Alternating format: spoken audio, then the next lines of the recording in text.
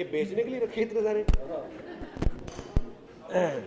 सबसे पहले तो सॉरी बिकॉज 2-3 दिन से काफ़ी हमारे दोस्त कांटेक्ट करने की कोशिश कर रहे थे और आप सबको पता ही है जो ट्रेजेडी हुई थी हमारे साथ, और उस वजह से हम लोग अपने कुछ सेटअप्स में लगे हुए थे कि नेक्स्ट शूट का प्लान कैसे किया जाए, और वो सब चीज़ों में बिजी थे।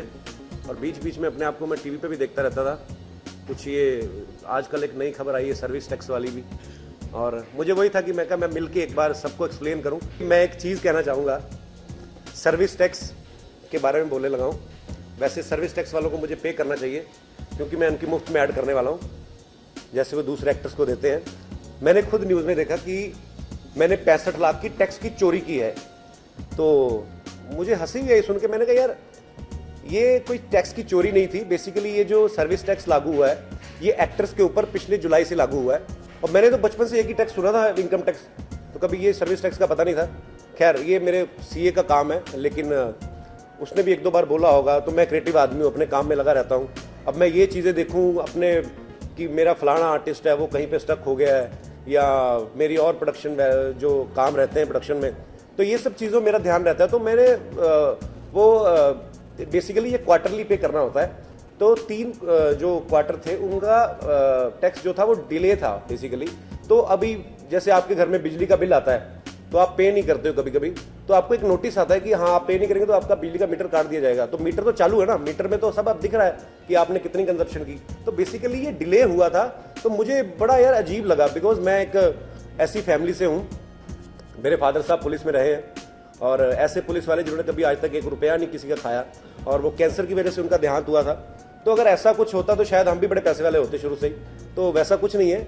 और बाकी जो अमाउंट बताया गया उसमें 65 लाख का, ये भी पता नहीं किसने मनगढ़ंत किया है, और क्योंकि जो डिले मेरा अमाउंट था वो है कोई 35 लाख का, जो मैंने पे कर दिया है। हाँ बेसिकली हम लोगों का प्लान था उनके साथ काफ़ी, बिकॉज उनकी भी एक फिल्म आ रही है, ऋतिक की एक फिल्म आ रही है, अक्षय की एक फिल्म आ रही है, तो हम सब लोग उनके साथ शूट प्लान था। सो अनफॉर्चुनेटली ये जो ट्रेजेडी हो गई तो फिर काफ़ी सारे प्लान्स चेंज भी हुए, बिकॉज अक्षय को भी आउट ऑफ इंडिया जाना था, तो काफ़ी सारे प्लान इधर उधर हो गए हैं। लेकिन हम लोग वर्कआउट कर रहे हैं कि नया सेटअप हम लोग कहाँ पे प्लान करें, तो बहुत जल्दी वापस आएंगे। और लोग जो हमें प्यार करते हैं वो तो बोल रहे हैं, कहते भाई आप तो सड़क के किनारे खड़े होकर कर दो तो हम लोग तब भी देखेंगे।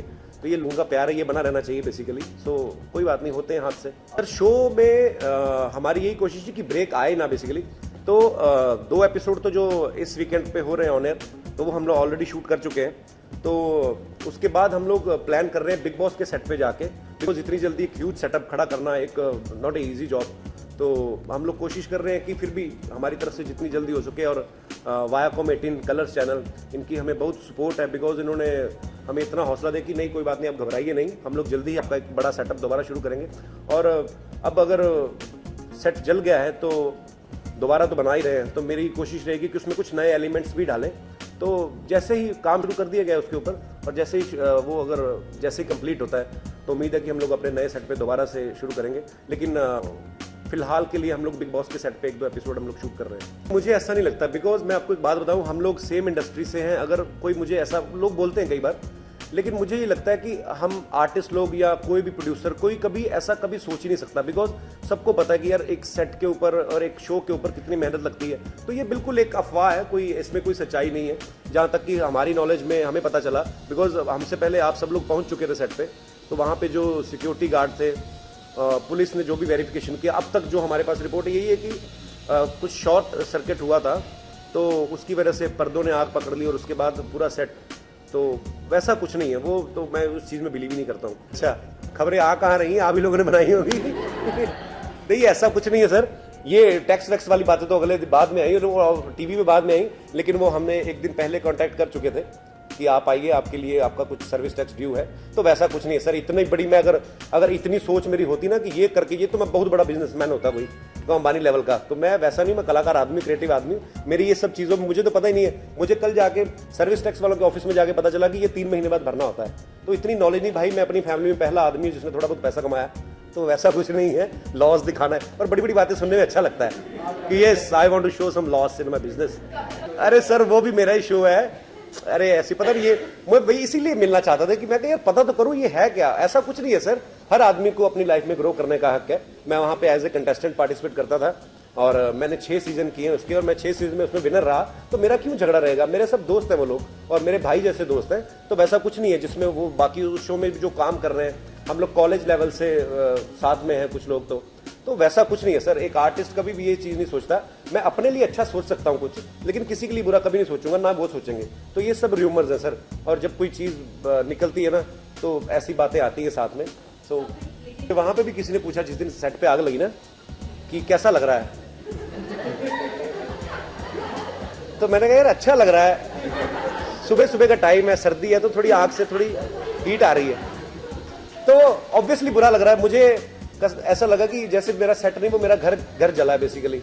तो होता है, एक प्यार हो जाता है चीज से ना, आप लगातार जहां पे रहते हो, सारा दिन काम करते हो, तो दुख हुआ। लेकिन मेरी टीम मेरे साथ है, और हमारा नेटवर्क कलर्स, उन्होंने बहुत सपोर्ट किया हमेशा से, तो हम लोग दोबारा खड़ा कर लेंगे, उसमें कोई नहीं सर।